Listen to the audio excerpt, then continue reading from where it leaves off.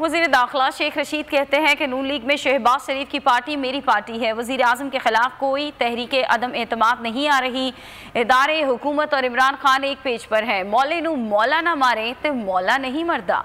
वज़ीर दाखिला का कहना था कि इस्टेब्लिशमेंट से नून लीग की सुलह हो गई है तो हमसे भी सुलह कर लें। बोले के जहांगीर तरीन समझदार आदमी हैं, गलत कदम नहीं उठाएंगे। गिला शिकवा है तो बताएं। शेख रशीद ने यह भी कहा कि तरीन ग्रुप बजट में इमरान खान को वोट देगा।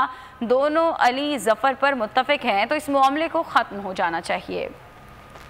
एतमाद नहीं आ रही, मौले को मौला ना मारे तो मौला नहीं मरता। नून लीग दो पार्टियां, एक शहबाज की पार्टी है जो मेरी पार्टी है, बाकी जो नवाज और मरियम की पार्टी है उसने इनको यहाँ तक पहुँचाया।